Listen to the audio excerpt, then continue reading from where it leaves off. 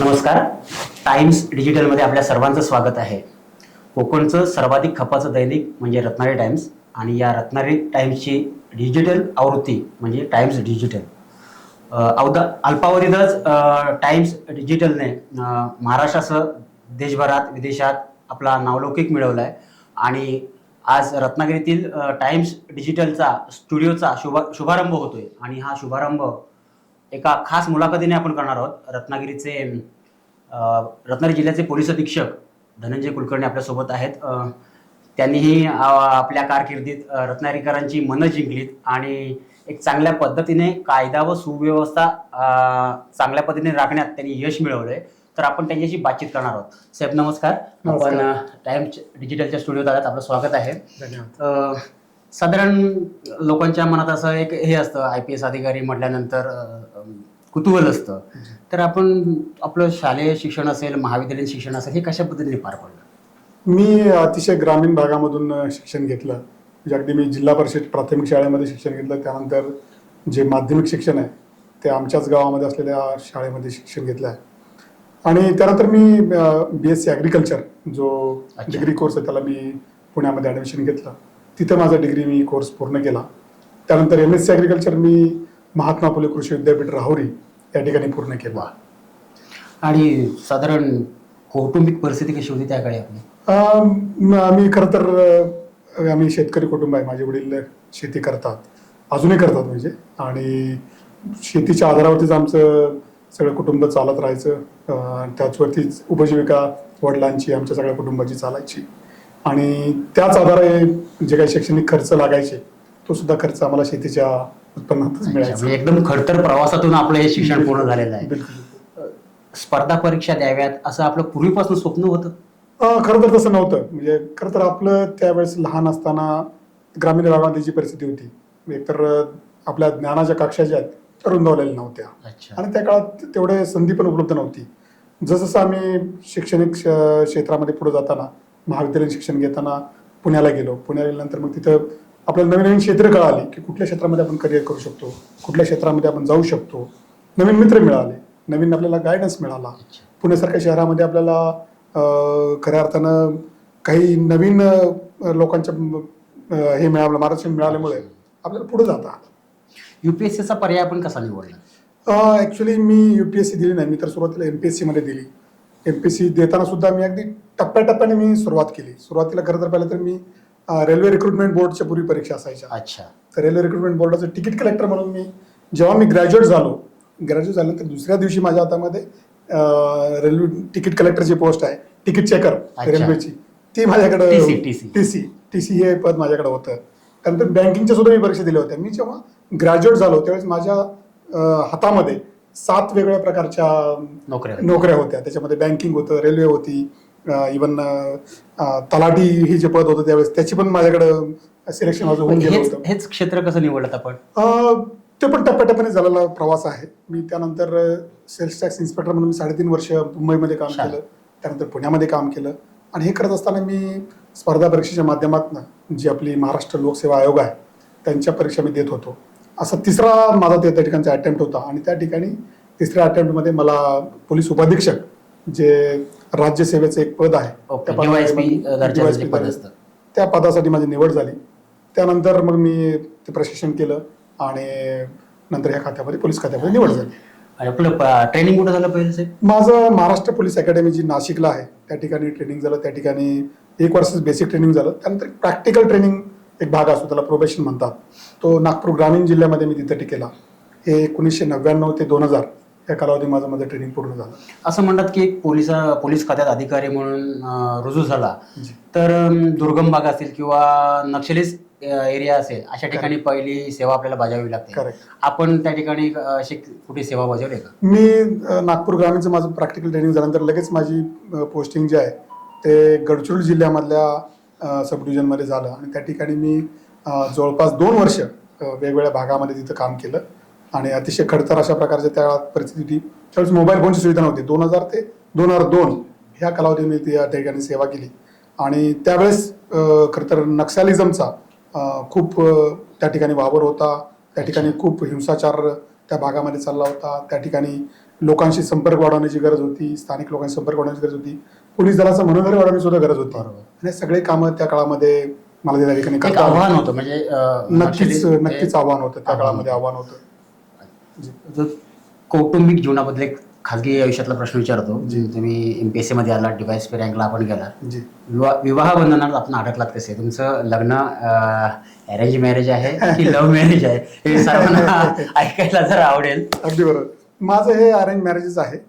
मी जेव्हा सुरुवातीला मी सांगितल्याप्रमाणे सेल्स टॅक्स पदावरती निवड झाली त्यावेळेस मला माझी जी पत्नी आहे निलांबरी तिच्या घरच्यांकडनं मागणी आली आणि मग त्यानंतर एक दोघांचे मनं जुळली आणि त्यानंतर ते विवाह झालेला आहे. एक आणखीन एक त्याला जोडून प्रश्न विचारतो. जी. आपला बघणीचा कार्यक्रम नेमका कुठे झाला? बघण्याचा कार्यक्रम मला जो आठवतोय तो तिच्या घरी मी गेलो होतो. तिच्या घरी ते आम्ही एकाच गावाच्या जवळ राहणार आहोत, म्हणजे एक 20 किलोमीटर अंतरावर तिचं गाव म्हणजे आहे. नजरेत होतं. नजरेत होतं असं म्हणता येईल. आणि त्या ठिकाणी गेलो आणि त्या ठिकाणी बघण्याचा कार्यक्रम झाला आणि त्या ठिकाणी पसंती झाली आणि त्यानंतर पुढील विवाह झाला आणि त्यानंतर आपण सेल्स टॅक्स ऑफिसर होतात बरोबर. आणि नंतर मग DYSP ची आपण MPSC दिल्यात, मग जी. त्यांनी आपल्याला परमिशन दिली? हो, आता त्या काळामध्ये पोलीस खात्यामध्ये जर आपल्या पतीची निवड होते कुणाला आवडणार नाही. त्यांनी साहजिकच त्याला होकार दिला होता आणि त्यांनी तसं कधी त्याला अडवलं नाही माझ्या कुठल्याही पोलीस कामाला. म्हटलं की ऑन ड्युटी 24 तास बरोबर. हे राहावंच लागतं. करेक्ट. आपण कुटुंबाला आपल्या ह्याच्यातला किती तास वेळ देता? नाही, खरं तर मला कमी वेळ देता येतो. म्हणजे अनेक वेळा असं होतं की बऱ्याचदा मी जेव्हा जातो घरी त्यावेळेस मुलं झोपलेली असतात. मी जेव्हा सकाळी घरातून निघतो त्यावेळेस त्यावेळेस ती मुलं झोपेतच असतात. अशा प्रकारे निश्चितपणे त्याच्यामध्ये कौटुंबिक जीवनामध्ये आव्हानं निश्चितपणे आहेत, परंतु त्याच्यामध्ये एक वेगळा आनंद, वेगळा एक उत्साह त्या कामामध्ये निश्चित. कर्तव्य प्रथम असं तुम्ही ते ब्रीथ जवळ ठेवून त्या पद्धतीने आपण कार्यप्रणाली आपली सुरू आहे. कधी असं मुलं असे नाराज वगैरे होतात आपल्याला, त्यांच्याशी संवाद होत नाही, त्यांच्याशी भेटगाठ होत नाही? निश्चित असं कधीतरी वाटतं, परंतु त्याची दुसरी बाजू पण आहे की आपण पोलीस खात्यामध्ये असल्यामुळे त्यांना एक अभिमान पण असतो की आपले वडील पोलीस खात्यामध्ये सेवा देतात, ते सातत्यानं कायम शिस्तप्रिय अशा प्रकारचं जीवन जगतायत. त्याचा एक वेगळी बाजू पण त्यांना ती कल्पना आहे आणि मुलं निश्चितपणे त्यांच्या मनामध्ये ती समाधानाची भावना म्हणा किंवा तशा प्रकारची एक वेगळी बाजू ती निश्चितपणे असते. एका पुरुषाच्या मागे एक स्त्री सक्षमपणे उभी असते, तसंच आपल्या मागे आपल्या मॅडम सक्षमपणे उभे आहेत. कधी त्यांच्याशी असा संवाद होतो की वेळ न दिल्यामुळे कधी त्या रागावतात, रुसतात? निश्चितपणे ते एक मराठीमध्ये म्हण आहे, घरोघरी मातीच्या चुली. जसं इतरांच्या कुटुंबामध्ये, सगळ्यांच्या कुटुंबामध्ये अशा प्रकारचे चहाच्या पेल्यामधले वादळ असतात, तसे निश्चितपणे होत असतात, परंतु ते तात्कालिक असतात आणि निश्चितपणे कुठं ना कुठंतरी मन अशा प्रसंगातून निश्चितपणे पुढे येतात आणि ते वाद नंतर ते मिटतात. त्याच्यामुळे तसे प्रसंग जरूर येतात, परंतु ते काही फार मोठे असत नाही. आपण ट्रेनिंगला गेलो त्या ट्रेनिंग मध्ये एखादा काय किस्सा असा तुम्हाला आठवणीतला? मला आठवतं मी जेव्हा ट्रेनिंगला गेलो त्यानंतर पहिल्याच महिन्यामध्ये जेव्हा फिजिकल एक्झरसाईज आम्ही करत होतो त्यावेळेस माझा पाय फ्रॅक्चर झाला होता. हो, पाय फ्रॅक्चर झाल्यानंतर मला 21 दिवस जवळपास पाय प्लॅस्टरमध्ये होता आणि त्या काळात सुद्धा मी क्लासरूम ट्रेनिंग घेत होतो. पण 21 दिवसाचं प्लॅस्टर काढल्यानंतर सुद्धा मी जवळपास 1 महिन्यानंतर पुन्हा रनिंग करायला सुरुवात केली, पुन्हा सगळ्या फिजिकल ऍक्टिव्हिटी करायला सुरुवात केली. म्हणजे माझी रिकव्हरी इतकी फास्ट झाली होती की म्हणजे सगळ्यांनी अगदी आश्चर्यचकित झालं की एवढ्या कमी कालावधीमध्ये रिकव्हरी कशी झाली. हा खरतर प्रवासच आहे म्हणायचं, अगदी घरची परिस्थिती बेताची होती, म्हणजे शेतीवरच सगळं तुमचं जीवनमान आणि जे काही तुम्ही कष्ट करत होता त्यामध्ये पण तुम्हाला अडचणी येत होत्या, त्या अडचणीवरती मात करून आपण इथपर्यंत पोहोचलो. अगदी बरोबर. खूप चांगल्या पद्धतीने आपलं कार्य म्हणजे तुम्ही हे इथपर्यंत पोहोचलाय. अगदी बरोबर. आज UPSC MPSC या स्पर्धा परीक्षा आपण पाहिल्या, कोकणात म्हणावं तसं विद्यार्थी किंवा कोकणातली मुलं या परीक्षांमध्ये म्हणावं तसं यश मिळत नाहीये. काय कारण असू शकतं? मला वाटतं 2-3 कारणं जी मला जाणवतात त्याच्यामध्ये ही आहेत. एक तर इकडं आपल्याला मुंबईचा ॲक्सेस फार जवळ आहे. मुंबई इथून मुलगा ग्रॅज्युएट झाला, 10वी झाला, 12वी झाला की त्याची पहिली ओढ जी असते ते मुंबईकडे गेलं पाहिजे, छोटी मोठी नोकरी केली पाहिजे आणि तिथूनच तो आपलं पुढील आयुष्य कसं व्यतीत करता येईल त्या दृष्टीकडून असा एक संकुचित विचार त्याच्या मनामध्ये असतो. मला असं वाटतं की हा संकुचित विचार थोडासा बाजूला ठेवला पाहिजे. मला असं म्हणायचं नाही की सगळ्यांनी उठावं आणि अगदी लगेच स्पर्धा परीक्षांना जावं, परंतु मला वाटतं एक करिअरचा एक ऑप्शन म्हणून एक मार्ग म्हणून निश्चितपणे याच्याकडे बघायला पाहिजे. आज कोकणामध्ये आपण जर शाळा बघितल्या, इथल्या शैक्षणिक संस्थांचा दर्जा बघितला, तो अतिशय उत्तम शाळा आहे. इकडं आम्ही 10वी आणि 12वीची जेव्हा परीक्षा घेतो, 10वी 12वीच्या परीक्षांना कुठल्या प्रकारचा बंदोबस्त द्यावा लागत नाही, कुठल्याही शाळेमध्ये कॉपी होत नाही. इतका उत्तम अशा प्रकारचा दर्जा एक संस्कृती आहे, या जिल्ह्याची एक संस्कृती बिलकुल आहे आहे, बिलकुल. आणि एक वेगळं हे नाव आहे, अगदी बरोबर. लौकिक आहे या जिल्ह्याचा. अगदी बरोबर. त्या पद्धतीनेच इथली जी काही चालीरीती असतील, अगदी बरोबर. पद्धती असतील, त्या बरोबर. संस्कृतीप्रमाणेच चालत असतात. संस्कार त्याच्यामध्ये फार महत्वाचे आहेत. बरोबर, म्हणजे exactly. अतिशय इथल्या शाळांचे संस्कार, इथल्या सगळा जो शिक्षक वर्ग आहे, गुरुजन वर्ग आहे, बरोबर. त्यांच्याकडनं जे गोष्टी आहेत त्या अतिशय चांगल्या प्रकारे शिकवल्या जात असल्यामुळे त्याच्यामध्ये अशा प्रकारचं आपल्याला निश्चितपणे आढळतं.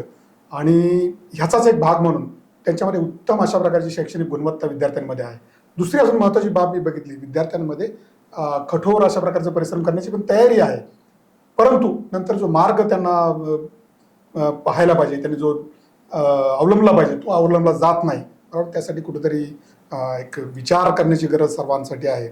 आणि निश्चितपणे अशा प्रकारच्या स्पर्धा परीक्षांमध्ये जरी विद्यार्थी उतरले तरी जर अशा प्रकारचा प्रयत्न नाही, याचं केला. एक कारण सुद्धा असं असू शकतं साहेब. जी मेट्रो सिटीमध्ये त्या दर्जाचे त्यांचे जी काही शिक्षण प्रणाली असेल किंवा त्या प्राध्यापक वर्ग असेल, मोठमोठे क्लासेस, खाजगी क्लासेस असतील, बरोबर, दर्जेदार शिक्षण त्या ठिकाणी मिळतं. परंतु रत्नागिरी तसं म्हणायला गेला तर आपण हा तळ कोकण अजूनही ग्रामीण भागातच आपण आहोत. बरोबर. म्हणावा तसा विकास अजून कोकणाचा झालाय नाही. जी तर त्या मेट्रो सिटी असेल आणि कोकण जी शिक्षणाचं आपण जर हे बघितलं बरोबर. तर आपण कुठेतरी अजूनही कमी पडतोय त्या ठिकाणी. त्या दृष्टीने काय नाही, माझं करायला माझं लागेल? थोडंसं त्याच्याबद्दल वेगळं मत आहे. मी सांगतो की आता अशा प्रकारच्या मार्गदर्शनाची, मोठमोठे क्लासेसची अशी बिलकुल गरज नाही. त्याचं कारण सांगतो मी तुम्हाला, इंटरनेटच्या सगळं उपलब्ध आहे. आज तुम्ही इंटरनेटवरती जा, कुठल्या प्रकारचे प्रश्न तुम्हाला पाहिजेत, कुठल्या प्रकारचं मार्गदर्शन पाहिजे तुम्हाला उपलब्ध आहे. आपल्या रत्नागिरीमधलं उदाहरण आहे, जे आमच्याकडं रत्नागिरी पोलीस दलामध्ये ASI दर्जाचे अधिकारी आहेत, पंधेरे म्हणून, त्यांचा मुलगा तो ह्याच रत्नागिरीमध्ये शिकला, ह्याच मातीमध्ये वाढला, ह्याच शाळेमध्ये शिकला, इथल्या महाविद्यालयात शिकला, इथंच अभ्यास केला त्यांनी. त्यासाठी त्यांनी कुठल्याही प्रकारच्या मोठ्या क्लासेसची त्यांनी विकली नाही.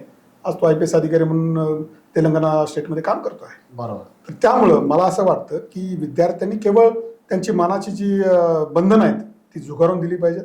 त्या छोट्याशा ज्या स्वप्न जी आहेत ती त्यांच्या कक्षा रुंदावल्या पाहिजे असं मला वाटतं. आणि तसं जर त्यांनी केलं तर निश्चितपणे यश विद्यार्थ्यांना निश्चितपणे स्पर्धा मिळेल. परीक्षा आहेतच, त्याचबरोबर सध्या आपण पोलीस भरतीचं जरी प्रमाण पाहिलं ना, अगदी बरोबर आहे. कमी तरी आहे. स्थानिक लेवलला पोलीस भरतीमध्ये देखील मुलं औदासीन्य स्थानिक लोकांमध्ये खूप कमी दिसत आहेत. आहे. त्या दृष्टीने पण काय कुठेतरी प्रयत्न व्हायला पाहिजे. निश्चितपणे प्रयत्न व्हायला पाहिजेत. आणि माझा पोलीस अधीक्षक म्हणून नेहमी माझा आग्रह असतो की स्थानिक मुलांनी पोलीस दलामध्ये भरती व्हायला पाहिजे. त्याचं कारण असं आहे, पोलीस दलामध्ये जर स्थानिक लोक आपल्याकडे उपलब्ध झाले तर इथल्या संस्कृती, इथली प्रथा, परंपरा, इथल्या जो आपली भौगोलिक परिस्थिती आहे त्याचं चांगलं ज्ञान त्यांना असतं आणि त्याचा कामामध्ये निश्चितपणे फायदा होतो. पोलीस विभागाचं जो काय आपलं काम, दैनंदिन काम असतं, गुन्ह्यांचं डिटेक्शन असेल, गुन्ह्यांचं शोध असेल, गुन्ह्यांचा तपास असेल, त्याच्यामध्ये त्यांची मदत होऊ शकते. म्हणून माझा तर नेहमीच कल असतो स्थानिकांनी जास्त आपल्याला पुढे यायला पाहिजे आणि तसा प्रयत्न आपण निश्चितपणे करत असतो. बरोबर. स्थानिक स्तरावरच ते प्रयत्न झाले व्हायला तरच पाहिजे. हे सक्सेस होणार आहे. अगदी बरोबर. आपण आजपर्यंत विविध भागात सेवा बजावलीत, कर्तव्य बजावलं, बरोबर आहे. त्या ठिकाणचं वातावरण किंवा तिकडची संस्कृती आणि आज रत्नागिरी जिल्ह्यात आपण काम करताय, काय वाटतं आपल्याला रत्नागिरी? नाही, निश्चितपणे फार फरक आहे. मी आता 2 वर्ष माझी जवळपास ऑक्टोबरमध्ये पूर्ण होतील आणि इथं काम करताना एक जो वेगळा आनंद आहे त्याचं कारण आहे इथल्या माणसाच्या, इथल्या मातीमधला जो माणूस आहे त्याचे जे संस्कार आहेत, त्याची जे माणुसकी त्याच्याकडे जी आहे ती अतिशय चांगल्या प्रकारची आहे. त्याचं कारण असं आहे, आपण बघतोय म्हणजे गुन्हेगार आपण कसं तुलना करतो, पोलीस अधिकारी म्हटलं की गुन्हेगारीची तुलना करतो, तर मागील 2 वर्षामध्ये एक सुद्धा दरोड्याचा गुन्हा आपल्याकडे नाहीये. जे काही गुन्हे होतात आपल्याकडं ते बाहेरून येणारे जी लोक आहेत, कामाच्या निमित्ताने येणारी जी लोक आहेत त्यांच्याकडे ते गुन्हे होत आहेत. स्थानिक माणसाकडे अशा प्रकारची गुन्हेगारी वृत्तीच बिलकुल नाहीये.